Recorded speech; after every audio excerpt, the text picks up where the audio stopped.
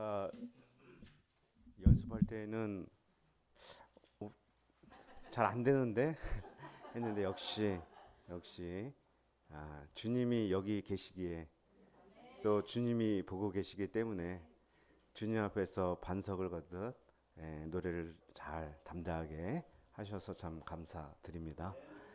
예, 우리의 상황은 늘 녹록지 않겠지만 주님 여기 계시기에 또 주님 보고 계시기 때문에 우리가 반석 위를 걷듯 당당하게 세상을 살아갈 수 있을 것을 믿습니다. 전능자의 날개 아래에서 쉼과 풍성한 힘을 얻는 주일이 될 수 있기를 기도합니다. 오늘 잠언 8번째 시간 말씀의 제목은 형제보다 친밀한 친구이고요. 요절은 24절입니다. 함께 읽어보겠습니다. 시작. 많은 친구를 얻는 자는 해를 당하게 되거니와 어떤 친구는 형제보다 친밀하니라. 아멘. 기도하겠습니다. 하나님 아버지 감사합니다. 주님 여기 계시고 우리를 보고 계시기 때문에 우리가 어떤 상황 속에서도 반석 위를 걷는 삶을 살게 하시는 것을 감사합니다. 주님, 우리들의 영원한 친구가 되어주심을 감사합니다. 우리 주님을 다시 친구로 만나고 교제하고 대화하고 또한 주님께로 달려가는 그러한 삶이 되도록 도와주시옵소서. 이 시간 말씀하여 주시고 우리가 겸손히 듣게 도와주시옵소서. 감사하며 예수님의 이름으로 기도합니다. 아멘. 자, 오늘의 키워드는 친구입니다. 친구하면 많이 묵었다 아이가 25년 전에 나왔던 친구 영화가 떠오르기도 하는데요. 친구, 가깝게 오래 사귄 사람이란 뜻이죠. 피를 나누지 않아서도 어떤 친구는 피를 나눈 형제보다 친밀하다고 말합니다. 이웃사촌이란 말도 마찬가지죠. 사촌은 아니지만 피를 나누는 사이보다 정다운 관계를 일컫는 말입니다. 마음이 통하고 편안함을 주는 친구가 참 좋죠. 여러분은 그런 친구가 있습니까? 있습니까? 어디에 있어요? 나이가 들수록 참 친구가 없어 외로움을 느낀다고 말해요. 작년 우리나라 1인 가구수, 혼자 사는 세대죠. 1인 가구수가 1,000만을 넘어섰다고 그래요. 또 혼자 사는데 친구는 1인당 2.3명이라고 하네요. 동업자와 동료는 많지만 친구는 없는 시대를 우리가 살아가고 있습니다. 잠언을 통해서 왜 친구가 없을까 하는 것도 생각해 보겠고, 나는 친구가 되고 있는가, 또 내게 형제보다 친밀한 친구는 누가 있는가 하는 것을 돌아보는 시간이 되기를 기도합니다. 자, 1절을 보십시오. 무리에게서 스스로 갈라지는 자는 자기 소욕을 따르는 자라 온갖 참지혜를 배척하느니라. 이렇게 시작합니다. 무리에게서 스스로 갈라진다는 말은 하나님이 세우신 공동체에서 분리되어 자신을 스스로 고립시킨다 하는 말입니다. 공동체가 자신과 수준이 맞지 않는다거나 코드가 맞지 않아서 분리한다라고 말할 수도 있겠는데요. 그런데 잠언은 자기 소욕을 따르기 때문이다 라고 말씀을 합니다. 1차 원인이 공동체에 있기보다 자기에게 있다는 것이죠. 자기에게 있는 것을 숨기고 공동체 탓을 합니다. 분리만이 아니라 고립되는 것도 마찬가지인데 공동체보다 자기 소욕에서 원인을 찾아야 한다 하는 것입니다. 그는 자기 소욕 때문에 다른 사람의 말을 들으려고 하지 않습니다. 그래서 온갖 참지혜를 배척한다고 말씀합니다. 모든 조언과 충고의 소리를 듣기 싫어하는 거죠. 그리고 자기 얘기만 하고 싶어 하는 거예요. 그런 사람은 누군가의 친구가 되기 힘들겠죠. 자, 2절을 보면 그는 미련한 자인데 명철을 기뻐하지 않고 자기 의사를 드러내는 것만 기뻐한다. 이렇게 말씀합니다. 누구나 자기 의견이 있는 법이죠. 그러나 다른 사람의 의견을 들어야 하고 생각할 시간을 가져야 됩니다. 그런데 이미 내 소욕에 의해 마음이 굳어진 상태이기에 다른 사람 말이 들어오지 않습니다. 이런 사람은 멸시와 능욕을 받을 일만 남은 거예요. 말이 굉장히 중요한데 뭐 계속 말에 대해서 얘기하지만 이 지금 18장도 계속해서 이제 말에 대해서, 말이 담고 있는 엄청난 힘에 대해서, 또 말 때문에 자신이 해를 당하는 일들에 대해서 뭐 계속 얘기를 하고 있습니다. 자, 그러다가 이제 8절을 가다 보면요, 미련한 자는 자기 의사만 드러내고 화를 불러오는 말도 잘하지만 남의 이야기,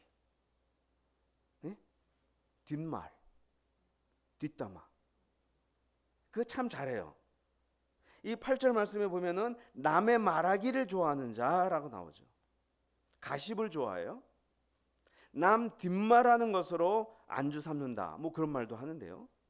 뒷말은 별식과 같아 뱃속 깊은 데로 내려간다고 말씀하네요. 사석에서 이렇게 남 이야기, 그 자리에 없는 남 이야기 하는 게 입에도 맛있고 소화도 잘 되고 저장도 잘 된다는 얘기예요. 자, A와 B 두 사람이 만나서 카페에서 만나서 이야기를 하는데 너 잘 지내니? 각자의 사정 이야기를 하지 않고 거기에 없는 C에 관해서만 계속 얘기하다가 몇 시간이고 자리에서 일어납니다. 그리고 잘 먹고 잘 이야기하고 시간 잘 보낸 것 같은데 굉장히 영양가 하나도 없는 거죠. 자, 9절을 보면요, 이것을 자기의 일을 게을리하는 것이다 라고 말씀을 해요. 부지런하지 못한 것만 게으른 게 아니라 내 이야기하지 않고 남 이야기만 하는 것도 게으름입니다. 사도 바울은 디모데 전서에서 이것을 경계시켰는데요, 디모데에게 그런 말씀을 했어요. 게으름으로 교회를 돌아다니며 쓸데없이 남 얘기나 하며 일만 만드는 자들이 있는데 그들을 경계하라, 이렇게 말씀했어요. 그 사람이 없는 데서 그 사람 이야기만 하는 사람이 누구의 진정한 친구가 될 수 있겠는가? 그렇죠?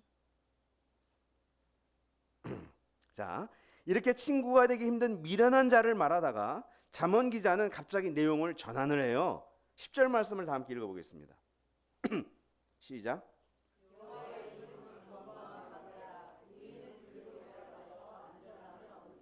네, 이 말씀도 이제 거의 요절인데요. 자, 의인은 미련한 자처럼 살지 않습니다. 그래도 이 공동체 생활을 하다 보면 마음에 안 드는 점이 참 많아요. 그래서 갈라져 나가고 싶은 마음이 들 것입니다. 함께하는 게 힘들어서 독자적인 행보를 하고 싶은 마음이 왜 없겠어요? 그도 자기 생각이 있고 소욕이 있고 의사가 있을 거예요. 또 그도 남을 씹으면서 대리만족을 하고자 하는 심리도 있을 거예요. 근데 그런 욕구가 몰려올 때마다 그는 달려가는 곳이 있었습니다. 어디냐? 그것은 바로 여호와의 이름이라고 하는 견고한 망대였습니다. 망대란 사방을 조망할 수 있는 높이 세운 전망대를 가리키는 말이죠. 고대에는 망대가 일종의 피난처 역할을 했습니다. 망대로 피하면 살 수가 있었어요. 잠언 기자에게 가장 견고한 피난처는 여호와의 이름이었습니다.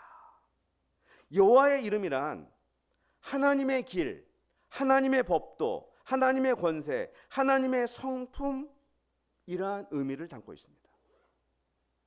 어려울 때 세상 길로 가지 않고 하나님의 길로 달려가고, 세상 법도로 달려가지 않고 하나님의 법도로 달려간다는 얘기예요. 힘들 때 인간적 성질로 해대지 않고 하나님의 성품으로 달려간다는 말입니다. 이럴 때 하나님이라면 어떻게 하셨을까? 예수님이라면 어떻게 하셨을까? 생각하며 성경에 나타난 하나님의 법도와 성품대로 살고자 노력하는 거예요. 위기의 순간에 그렇게 결심한다는 게 쉽지 않습니다. 내가 화가 나면 확 들이받고 싶지, 여호와의 성품을 생각하면서 그리로 가는 게 쉬운가? 근데요, 성경에 보면 이런 식의 삶을 살았던 아주 대표적인 사람이 있죠. 바로 우리가 잘 아는 다윗입니다. 여기에 지금 다윗이 두 분이나 있는데 그는 사울에 의해 살해 위협을 얼마나 많이 받았습니까? 억울하고 화도 나고 절망스럽고 두려울 때가 너무나 많았어요. 근데 그는 또 사울을 제거할 수 있는 기회도 몇 번이나 잡았어요. 그런데 그는 하나님의 기름 부으신 종을 사사로이 치는 것은 하나님을 대적하는 일이다. 내가 그럴 수 없다 말했어요. 그리고 그는 그때마다 하나님께로 달려갔습니다. 하나님께 기도하고 하나님의 그 겸손하심과 인내와 긍휼의 그 방법대로 사울을 대응하고자 했어요. 그런다고 문제가 해결되느냐? 아니었어요. 십몇 년 동안 해결이 안 됐어요. 그러나 그는 끊임없이 하나님께로 달려갔죠. 근데 이런 그가 시편을 보면 가장 많이 하나님에 대해서 표현하고 있는 게 뭐냐면은 하나님은 나의 산성이요 요새시요 피난처라는 표현을 가장 많이 썼어요. 그는 가장 어려울 때, 가장 사울로부터 고통당할 때 자신의 가장 안전함이 되어 주셨던 여호와 하나님을 만났던 것입니다. 그가 하나님을 만나는 삶을 잘 사니까 환난을 겪고 마음이 상한 자들이 다윗 주위에 많이 모여들었어요. 왜? 다윗이 그들이 보기에 진정한 친구였거든요. 다윗은 그들을 통해서 통일 이스라엘 왕국의 기초를 이루었습니다. 자, 11절을 보면요, 사람들이 힘들 때 달려가는 대표적인 피난처가 어디냐? 재물이라고 얘기합니다. 11절이 그거예요. 부자의 재물은 그의 견고한 성이라고 말해요. 그가 높은 성벽같이 여긴다. 그것은 뭐냐면은 내가 재물 뒤에 숨으면 아무도 나를 해치지 못한다. 이렇게 부자는 생각한다는 거예요. 예나 지금이나 사람들 많이 그렇죠. 재력 뒤에 숨는 게 가장 안전하다. 돈만 많으면 질병도 피할 수 있고 뭐 무시받는 것도 피할 수 있고 다 피할 수 있다고 생각하죠.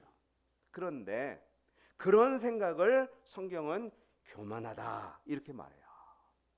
재물 뒤에 숨으면 다 될 것이라는 그런 교만한 자세야말로 멸망의 선봉이다 이렇게 얘기합니다. 가장 먼저 멸망한다는 거죠. 오히려 겸손해야 살 수 있다. 겸손한 자가 누구예요? 여호와의 이름으로 달려가는 사람입니다. 그 이름 안에서 삶을 누리는 사람이에요. 내가 좋은 친구가 되려면 먼저 하나님께 달려가서 하나님과 친구가 되는 법을 배워야 합니다. 하나님의 법도와 하나님의 성품과 친근해져야 합니다. 자, 이렇게 하고요. 이제 13절 말씀부터 또 보면요, 이 하나님의 법도 하나님의 성품과 어긋나는 미련한 자의 모습을 또 계속 보여줘요. 자, 보세요. 13절을 보면 사연을 듣기 전에 대답한다. 그런 사람 미련하여 욕을 당한다. 아니, 하나님도 굉장히 긍휼로 인내하며 이해하고 들어주고자 하시는 분인데 우리는 왜 자꾸 사연을 듣기 전에 대답하는가? 왜 지레짐작하는가? 왜 그럴까? 내가 얼마나 똑똑한지 보여주려고 하는 건가? 뭐 궁예처럼 관심법이 나한테 있나? 근데 이렇게 막 지레짐작하고 속단하는 사람에겐 친구가 없습니다. 그래, 너 잘났어 그래. 하면서 카톡 친구에서 삭제하겠죠. 이와 비슷한 말씀이 또 17절이에요. 송사에서는 먼저 온 사람의 말이 바른 것 같으나 그의 상대자가 와서 모든 진상을 밝힌다라고 말해요. 한 사람 말만 듣고 속단하지 말고 다음 사람의 말도 인내하면서 차근차근 들어보란 얘기예요. 이 속단하기를 잘하게 되면 자기 확신에 잘 빠지는 사람, 친구가 원수 되는 일이 참 많이 벌어집니다. 예. 그래서 마치 내가 너의 문제 안다, 정답을 내가 알고 있다 하는 사람의 이야기를 듣게 된다면 여러분들의 마음이 어떨까요? 마음이 굉장히 상합니다. 마음이 상하면 피차에 유익할 게 하나도 없어요. 14절을 보면 사람의 심령은 그의 병을 능히 이겨려니와 심령이 상하면 그것을 누가 일으키겠느냐 이렇게 말씀해요. 그러니까 우리가 생각해 봐야 돼요. 내가 지레짐작하고 속단하고 한 사람의 말만 듣고 판단하고 이야기했던 것이 얼마나 많은 사람들의 심령을 상하게 했을까. 우리는 그만큼 부족하고 한계가 있다는 거예요. 그래서 기도해야 되고 하나님으로부터 지혜를 구해야 되는 거예요. 그리고 나는 이렇게 생각하지만 늘 최종 결정을 주님 손에 의탁해야 되는 거예요. 그래서 18절 말씀 보면 제비 뽑는 것은 다툼을 그치게 하며 강한 자 사이에 해결한다라는 말씀을 하는 거예요. 제비 뽑는다는 말은 뭐냐면은 인간의 한계를 인정하고 하나님의 주권에 내려놓는다 그런 말이에요. 이런 자세가 없으면 우리는 갈등과 분열의 세상에서 살아갈 수가 없어요. 어쨌든 우리는 한 형제의 마음을 잃어서는 안 돼요. 다툴 수도 있고 상처 줄 수도 있고 노엽게 할 수도 있지만 일단 그렇게 되면 관계가 회복되는 게 너무 힘들어요. 19절을 보면 뭐라고 말씀합니까? 노엽게 한 형제와 화목하기가 견고한 성을 함락시키는 것보다 어렵다고 했어요. 예수님도 비슷한 말씀했어요. 형제를 실족케 하는 게 없을 수는 없지만 실족하게 하는 자에게는 화로다 이렇게 말씀하셨어요. 차라리 연자맷돌을 목에 메고 물에 빠져 죽는 게 낫다고까지 극단적 표현을 하셨어요. 그만큼 마음이 돌아선 형제를 다시 돌이키게 하는 건 내가 할 수 없는 일이란 거예요. 그래서 누군가가 아직도 내게서 돌아서지 않고 나의 친구로 남아있다면 이는 정말 놀라운 인생의 복이고 그런 친구는 정말 대단한 친구입니다. 그런 친구가 있습니까?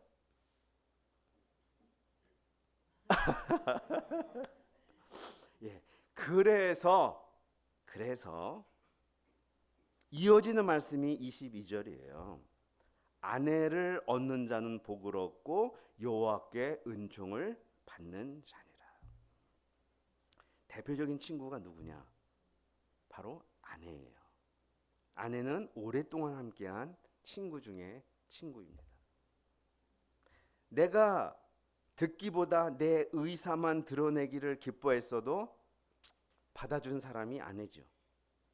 뒷담화를 해도 받아준 사람이 아내죠. 돈을 많이 벌지 못해도 겸손하게 나를 받아준 사람이 아내죠. 사연을 듣기 전에 대답하고 한 사람의 말만 듣고 판단한 나의 말 때문에 심령이 상해도 받아주고 하나님께 달려가며 심령을 회복시켰던 사람이 아내죠. 산성 문빗장처럼 나를 향해 마음 문을 걸어 잠글 수도 있었지만 따뜻한 격려의 말로 먼저 손을 내민 사람이 아내였습니다. 그죠? 이는 남편도 마찬가지입니다. 배우자는 다 그렇습니다. 또 우리 교회 지체들, 동역자들, 우리의 형제들 그렇습니다. 그들은 나의 친구입니다. 여러분은 복을 얻고 은총을 받은 것입니다. 자, 24절을 보십시오. 많은 친구를 얻는 자는 해를 당하게 되거니와 어떤 친구는 형제보다 친밀하니라. 많은 친구를 얻는 자는 해를 당한다 이렇게 말하는데요. 약간 이 말이 무슨 의미인가 어려운데 많은 친구를 얻는 자란 말 앞에 이런 말을 집어넣어야 돼요. 믿을 수 없는 혹은 해를 끼치는 많은 친구. 그래 이제 언어에 가깝습니다. 믿을 수 없는 해를 끼치는 친구라면 정말 아무리 많아도 나를 파멸시킬 뿐이겠지요. 사람들 중에 자기 친구 많은 걸 자랑하는 사람이 있어요. 그거 자랑할 일이 못 됩니다. 요즘 대표적인 미련한 사람이 SNS에서 친구, 팔로우한 사람이 많은 거 자랑하는 사람이 가장 미련합니다. 그 진짜 친구입니까? 그러나 어떤 친구는 형제보다 친밀하다고 말씀해요. 소수라도 한 명이라도 그런 친구가 필요한데요. 우리 여기 대학로에 가면 샘터극장 근처에 함석헌 선생의 그 사람을 가졌는가라는 시비가 세워져 있는데 그거 읽어본 적 있습니까? 읽어보신 분? 몇 구절만 제가 읽어보겠습니다. 말리길 나서는 날 처자를 내맡기며 맘 놓고 갈 만한 사람, 그 사람을 그대는 가졌는가? 온 세상 다 나를 버려 마음이 외로울 때도 저 맘이야 하고 믿어지는 그 사람을 그대는 가졌는가? 탔던 배 꺼지는 시간 구명대 서로 사양하며 너만은 제발 살아다오 할 그 사람을 그대는 가졌는가? 네. 나의 가장 소중한 것을 믿고 맡길 만한 사람, 다 나를 버려도 끝까지 나를 믿어주는 사람, 자기 대신 살아달라고 애원할 사람, 그런 사람을 함석헌 선생님은 친구라고 말하고 있습니다. 여러분은 그런 친구를 가지셨습니까? 우리가 힘들고 어려울 때 이유 불문하고 찾아갈 수 있는 이런 친구가 있으면 정말 복받은 거죠. 저는 그런 친구 중에 최고의 친구 바로 예수님이라고 믿습니다. 유명한 성탄곡 오 홀리 나이트, 우리 아주 좋아하는 오 거룩한 밤, 그 3절인가 가사에 이런 구절이 있잖아요. 만왕의 왕이 구유 안에 누워 우리의 친구 되려 하시네. 예수님이 우리의 친구가 되시고자 하늘 영광과 특권을 버리시고 이 땅 가장 낮고 비천한 자리로 오셨습니다. 병들고 상한 영혼들의 친구로 일생을 사셨습니다. 마지막에 가서는 제자들에게 그렇게 말씀하셨죠. 이제부터는 너희를 종이라 하지 않고 친구로 부른다고 하셨어요. 그리고 친구를 위해 자기 목숨 버리면 이보다 더 큰 사랑이 없다고 하시면서 바로 그 다음날 십자가 위에서 자기 목숨을 버리셨습니다. 그는 십자가 죽음으로 사랑을 보이셨고 그 사랑으로 우리의 영원한 친구이심을 확증하셨습니다. 그래서 우리는 힘들고 어려울 때마다 친구이신 예수님, 우리 인생의 가장 견고한 망대이신 예수님께로 달려가서 토로하며 위로와 힘을 얻게 되었습니다. 오늘 말씀을 통해 깨닫는 것이 참 저는 개인 돌아볼 때 내가 얼마나 친구 잃을 짓을 많이 하며 살았는가. 그러니까 친구가 없지. 그런 생각을 50대에 더 하게 되네요. 내 욕심 때문에 스스로 고립을 자초했었다. 듣기보다 내 의사를 드러내기를 기뻐했었다. 나의 유익에 따라 악인을 두둔하기도 하고 의인을 억울하게 만들기도 했었다. 내 이야기를 솔직히 하기보다 남 이야기를 많이 했었다. 사연을 듣기 전에 속단하고 판단하기를 잘했었다.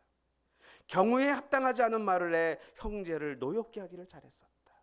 참 그렇게 미련하게 살아왔다. 그런데 그렇게 미련하게 살았음에도 친구 같은 아내, 친구 같은 자식들, 친구 같은 동역자들, 정말 많은 친구들을 하나님은 보내주시는 놀라운 복을 나한테 허락해 주셨구나 하는 것을 깨닫게 되었습니다. 무엇보다 예수님이 저와 여러분들의 영원한 친구가 되어 주셨습니다. 언제든지 그에게로 달려가 안전함을 얻도록 하셨습니다. 친구가 없는 시대, 또 많은 친구로 인해 해를 당하는 시대에 우리에게 진정한 친구를 보내주시고 예수님을 통해 친구의 본을 보여주신 주님께 감사와 찬양을 드립니다. 이제는 우리가 어려울 때마다 우리의 친구 대신 예수님께로 달려가 힘을 얻고 도움이 필요한 영혼들의 진정한 친구로 변화되고 성장해 나가는 우리가 될 수 있기를 간절히 기도합니다. 기도하겠습니다. 하나님 아버지 감사합니다. 오늘 말씀을 통해서 참 다윗이 사울로 인해 그렇게 힘들 때 하나님께 달려가서 결국 그는 하나님을 친구로 만났고 또 많은 사람들이 신뢰하고 존경하는 친구가 된 것을 보게 됩니다. 하나님 아버지, 우리가 많은 친구를 두고자 하기보다 진정한 친구 대신 예수님을 깊이 만나고 그 안에 거함으로써 이 시대에 친구가 필요한 외로운 영혼들의 진정한 친구, 목자가 될 수 있도록 도와주시기를 간절히 기도합니다. 감사하며 예수님의 이름으로 기도합니다. 아멘.